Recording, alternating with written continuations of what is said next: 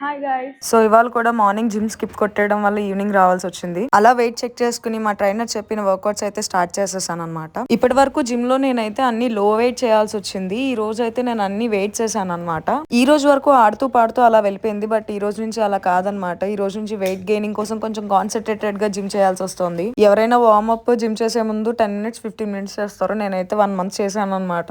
సిటీస్లో పర్లేదు కానీ టౌన్లో ఉండే అమ్మాయిలకి, చిన్న చిన్న ఊర్లో ఉండే అమ్మాయిలకి జిమ్కి వెళ్ళాలంటే కొంచెం భయంగానే ఉంటుంది. సో నేను స్టార్టింగ్లో అలాగే భయపడ్డాను. బట్ వన్స్ నేను జిమ్కి వెళ్ళడం స్టార్ట్ చేసిన తర్వాత నాకైతే అదొక థెరపీలా వర్క్ చేసింది అనమాట.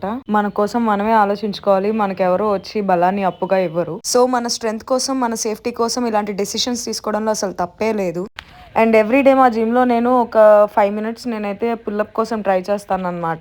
ఇదైతే నాకు చాలా ఇష్టమైన యాక్టివిటీ ఇలా చేయటం, ఎందుకంటే ఇది మాత్రమే నాకు వచ్చు కాబట్టి. సో ఇలా ఇవాళ నా జిమ్ డే అయితే కంప్లీట్ అయింది.